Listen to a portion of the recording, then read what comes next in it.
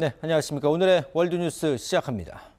항생제와 진통제의 전 세계적인 품귀 현상이 나타나고 있습니다. 위드 코로나 이후 처음 맞는 겨울이라 호흡기 질환자는 늘었는데 제약사의 생산력이 폭발하는 수요를 따라잡지 못하고 있습니다. 홍원기 아나운서입니다. 프랑스 전역 40개 약국에 직접 항생제를 제조해도 된다는 보건당국의 허가가 떨어졌습니다. 기존 제약사만으로는 항생제와 해열제 등 가장 기본적인 감기약을 공급하기 힘들기 때문입니다. Le problème, c'est qu'il y a une augmentation de 13% de la consommation de paracétamol, avec tous ces phénomènes grippaux, qui n'a pas été anticipé par les industriels. Ils réagissent, nous sommes... 위드 코로나로 전환한 뒤 처음 맞는 겨울, 전 세계는 항생제와 진통제 품귀 현상에 시달리고 있습니다. 우크라이나 전쟁 이후 에너지 대란을 겪게 되면서 제약사 공장 가동률이 떨어져 생산력이 크게 낮아진 것이 주요 원인. 반대로 호흡기 질환자는 무섭게 늘고 있습니다. 겨울철이라는 계절적인 특수성에 더해 코로나19로 장기간 격리하면서 면역력은 약해지면서 질병에 더 취약해진 겁니다. Ça fait 2 ans, si vous voulez, qu'on porte le masque. Donc les gens ne sont plus immunisés comme de façon habituelle parce que vous attrapez des maladies. Là, on était surprotégés. C'est le premier hiver où finalement on a enlevé le masque. Donc les gens sont beaucoup plus sensibles aux maladies. 중국의 위드 코로나 전환도 악재입니다. 갑자기 방역 규제가 풀리자 코로나19 확진자가 급증했고 두려움에 질린 시민들이 의약품 사재기까지 나서면서 의약품 수급난에 시달리게 된 겁니다.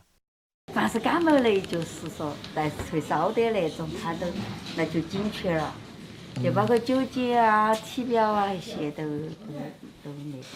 比较少。 이미 중국이 수출하는 의약품은 줄어든 상황. 여기에 의약품 원료 수출 금지 조치라도 취하면 상황은 더 심각해집니다.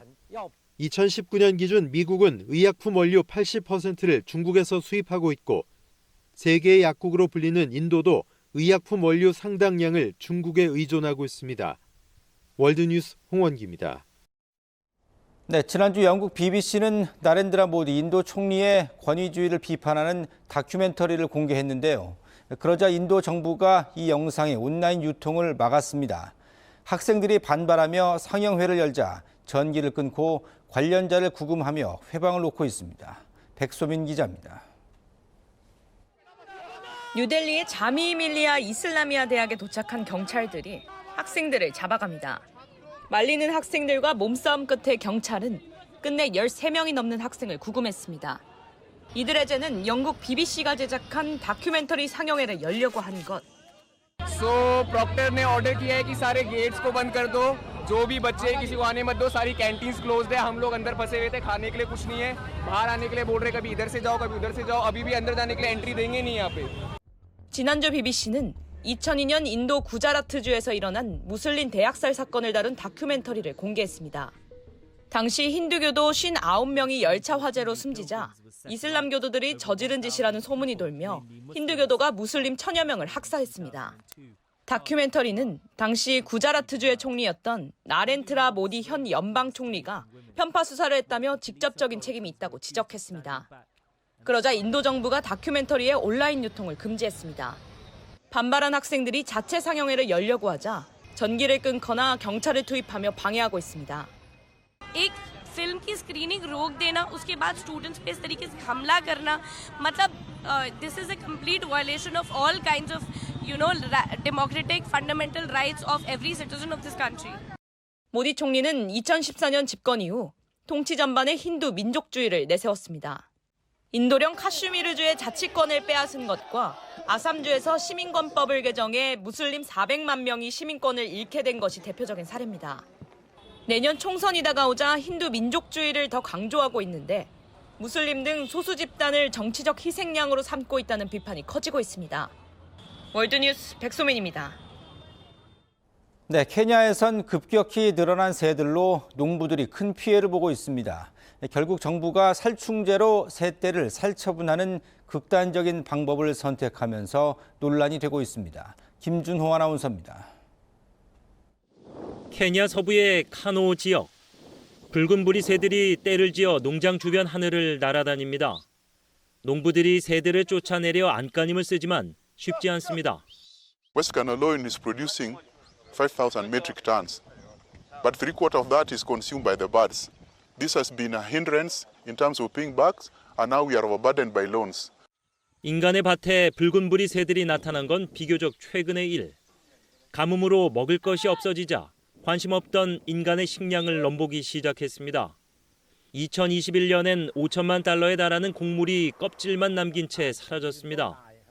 결국 케냐 당국은 새를 통제하기 위해 600만 마리의 새를 죽일 수 있는 살충제 펜티온의 살포를 승인했습니다. 하지만 독성 화학 물질을 사용하는 데 대한 반발도 만만치 않습니다. However, aerial poisoning of this bird is a bigger danger in the ecosystem because this would kill other species which are not targeted in this control. 이 독성 물질이 새뿐만 아니라 인간과 생태계 전체에 영향을 미칠 수 있다는 겁니다.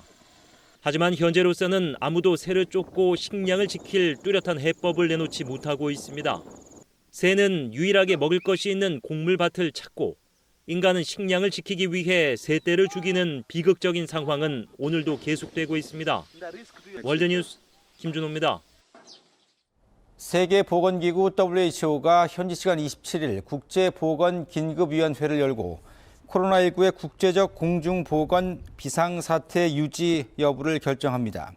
오늘 회의에서는 코로나19에 대한 국제사회 대응력과 새로운 변이의 출현 가능성 유무 등을 중점적으로 평가할 예정입니다. 국제적 공중보건 비상사태가 해제될 경우 확진자 격리 기간 단축과 마스크 의무 착용 조건 완화 등의 변화가 있을 것으로 보입니다. 공중보건 비상사태는 WHO가 내릴 수 있는 최고 수준의 공중보건 경계 선언으로 코로나19는 지난 2020년 1월 말 지정 이후 3년간 유지돼 왔습니다. 최악의 경제난을 겪고 있는 아프가니스탄에 15년 만에 강추위까지 덮치면서 보름 동안 160여 명이 숨진 것으로 알려졌습니다. 아프간 재난관리부는 지난 10일 이후 추위로 인해 162명이 목숨을 잃었다며 이 가운데 84명이 지난 한 주 동안 사망했다고 밝혔습니다. 외신은 국토 절반이 해발 1000m 이상 산악국인 아프간이 매 겨울마다 강추위와 폭설을 겪는 것을 감안해도 이번 추위는 15년 만에 가장 심각한 수준이라고. 스페인에서는 지난해 여당이 추진한 동물복지법이 논란이 되고 있습니다. 여당이 동물복지법 초안을 수정하면서 보호 대상에서 사냥개를 제외했기 때문인데요. 이 문제가 전통적으로 사냥을 즐기는 시골과 도시 간의 갈등이 되고 있습니다. 이무섭 기자입니다. 세상에서 가장 빠른 개로 알려진 그레이 하운드입니다. 스페인 시골에서는 주로 산토끼나 사슴을 사냥하는 데 쓰입니다. 사냥개가 최근 논란의 중심에 서게 된 건 스페인 집권당인 사회당이 마련한 동물복지법 때문. 이 법안은 동물의 권익을 저해하는 행동을 불법으로 규정하고 심각한 위반 사안에 대해선 징역형까지 처하도록 하고 있습니다. 그런데 이 법안이 통과되면 스페인 시골의 전통 풍습인 사냥도 막대한 영향을 받게 됩니다. 스페인 시골에서는 사냥철이 끝나면 필요 없어진 개들을 방치하는 경우가 많은데 법안이 통과되면 이런 행태 모두가 불법입니다. 이를 우려한 시골 주민들과 사냥 관련 단체들은 거세게 반발했습니다. Decía, la principal causa de abandono de esos galgos es el robo. Es el robo y la posterior utilidad bueno, pues para una utilidad de caza furtiva. 올해 말 총선을 앞둔 사회당은 결국 지난달 사냥개를 법안 보호 대상에서 제외하는 수정안을 의회에 제출했습니다. 그러자 이번에는 야당 국민당의 지지층인 도시인들과 동물권 단체들이 분노하고 나섰습니다. 사냥을 위해 학대당하고 버려지는 개들을 다시 보호 대상에 적용해야 한다고 주장합니다. Entonces, claro, para nosotros es un paso atrás enorme, porque esta ley realmente, sobre todo, se ha hecho por este tipo de animales, por los que están descontrolados, ¿no? A nivel sanitario, a nivel de control. 사냥개를 제외한 동물복지법 수정안이 의회 통과를 앞둔 상황에서 스페인 시골과 도시 간 분열은 시간이 갈수록 더욱더 커지고 있습니다. 월드뉴스 이무섭입니다. 네, 러시아군이 우크라이나 전역을 무차별 폭격해 적어도 민간인 11명이 숨졌습니다. 서방이 우크라이나에 전차를 지원하기로 약속한 다음 날이어서 탱크 지원에 대한 보복성 공습으로 보입니다. 황다인 기자입니다. 무너져 내린 건물 잔해가 이곳저곳 수북이 쌓여 있습니다. 주택가 한복판에 큰 구덩이가 파여져 있고 주민들은 남은 살림살이를 연이어 치웁니다. 평화롭던 마을은 러시아의 공격으로 한순간에 쑥대밭이 됐습니다. Одного чоловіка вбило, а другого поранило. Ну, їх там було чоловік 6, хто що як, ну, знаємо, що один погиб. 현지 시간 26일 새벽부터 러시아는 키이우 남쪽, 남부 자포리자주 등 우크라이나 10여 곳에 무차별 폭격을 시작했습니다. 갑작스러운 공습에 시민들은 키이우 지하철역에 몸을 피하기도 했습니다. 러시아가 동원한 무기는 드론 24대와 미사일 55발. 이 중에는 초음속 미사일도 있었던 것으로 알려졌습니다. 우크라이나군은 러시아 미사일 중 47발을 격추했지만 11명이 숨지고 11명이 다치는 인명피해는 막지 못했습니다. Протягом минулої доби противник завдав 37 авіаційних та 10 ракетних ударів, зокрема по цивільній інфраструктурі міст Дніпро та Запоріжжя. 러시아의 민간인 공격은 지난 14일 이후 처음으로 올해 들어 키이우에서 민간인 사망자가 생긴 것도 처음입니다. 이번 공격은 미국과 독일 등 서방이 러시아에 지원을 한다고 한 바로 다음 날 시작됐습니다. 앞서 미국은 M1 에이브럼스 31대를, 독일은 레오파드2 14대를 지원하는 등 나토 회원국이 80여 대의 전차를 지원하기로 했습니다. 러시아는 서방이 직접 개입에 나섰다고 반발했습니다. Москве все, что делает и Альянс, и упомянутая мной столица, воспринимается как прямая вовлеченность. 젤렌스키 대통령은 전쟁의 핵심은 속도와 양이라며 서방에 추가 지원을 요청했습니다. 또 미국 정부는 북한의 무기를 받은 것으로 지목한 러시아의 용병 회사 와그너 그룹을 국제 범죄 조직으로 추가 지정했습니다. 월드뉴스 황다현입니다. 러시아 선수들의 2024 파리 하계올림픽 참가 여부 논란이 이어지는 가운데 우크라이나가 러시아가 참가할 경우 올림픽 참여를 거부할 수 있다고 밝혔습니다. AFP 통신에 따르면 우크라이나 체육부 장관은 현지 시간 26일 러시아와 러시아를 도운 벨라루스 선수들이 국제대회에 출전해서는 안 된다는 입장에 변함이 없다고 밝혔습니다. 그러면서 우리의 주장이 받아들여지지 않는다면 올림픽에 참가하지 않을 가능성을 제외하지 않는다고 덧붙였습니다. 앞서 국제올림픽위원회 IOC는 러시아와 벨라루스 선수들이 중립국 소속으로 올림픽에 참가하는 방안을 검토해야 한다고 밝혔습니다. 오늘의 세계입니다. 미국 콜로라도주 한 공원에는 야생동물을 관찰하는 카메라가 있는데요. 이 카메라에 놀라운 장면이 찍혔습니다. 바로 곰의 셀카. 완벽한 셀카를 한 번에 얻기란 쉬운 일이 아니죠. 녀석도 꽤 큰 노력을 기울였는데요. About 400 were bear selfies, so obviously the bear was looking for, the right angle. 이렇게 열심히 찍은 셀카를 SNS에 업데이트하지 못하고 떠난 곰은 무척 아쉬웠을 것 같네요. 터키 동부 말라티아. 여객선을 향해 가던 버스가 갑자기 방향을 잃고 빙글빙글 도는가 싶더니 호수로 추락하고 맙니다. 버스 안에 설치된 CCTV에는 공포의 순간이 고스란히 찍혔는데요. 순식간에 쏟아져 들어온 물은 단 몇 초 만에 성인 남성 가슴 높이까지 차오릅니다. 안에는 버스기사와 함께 승객 7명이 있었는데요. 다행히 발빠른 구조로 승객 3명이 가벼운 상처를 입는 데 그쳤습니다. 미국 미시간주에는 이색 식료품점이 문을 열었습니다. 얼핏 여느 식료품점과 똑같아 보이지만 생선과 과자, 케이크에 이르기까지 실제로 먹을 수 있는 건 아무것도 없습니다. 이곳에서 파는 모든 건 비닐봉지로 만들어진 가짜 식료품이기 때문인데요. 한 예술가가 버려진 비닐 쓰레기를 모아 만든 예술 작품으로 식료품점 또한 설치 미술품이라네요. 어미의 주머니에서 빼꼼 얼굴을 내미는 새끼 한 마리. 지난해 7월 영국 체스터 동물원에서 태어난 굿펠로우 나무타기 캥거루입니다. 멸종 위기에 처한 종으로 91년의 역사를 가진 이 동물원에서도 굿펠로우 나무타기 캥거루가 태어난 건 처음인데요. 동물의 왕국에서 가장 복잡한 출산 과정을 가진 동물 중 하나로 새끼가 어미 주머니에서 머리를 내밀기까지만 태어나서 6개월이 걸린다네요. 오늘의 세계였습니다.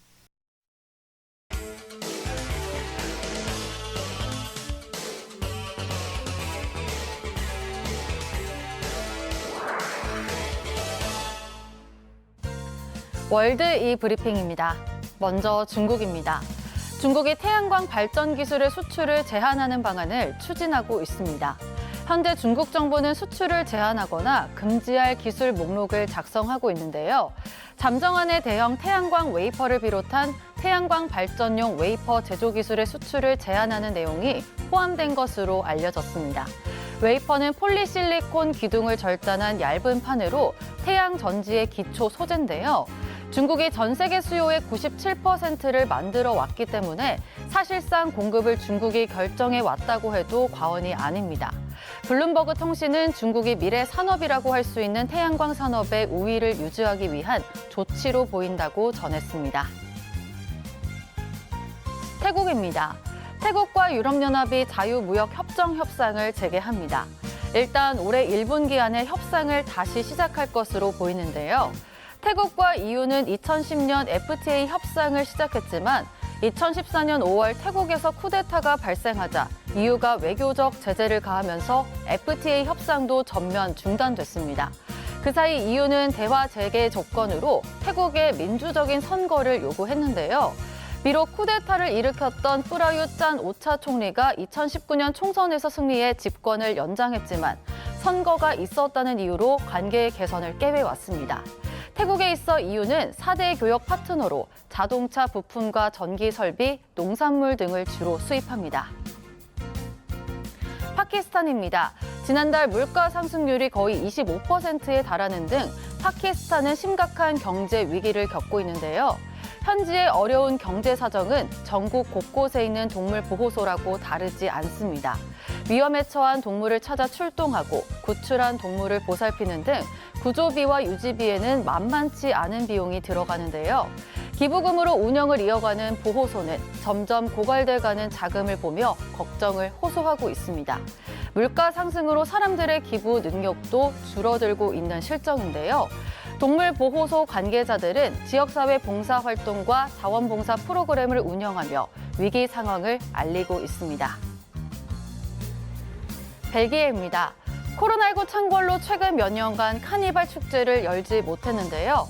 올해 오랜만에 개최를 예정한 카니발 소식에 벨기에 의상 제조업체들이 안도감을 내비치고 있습니다.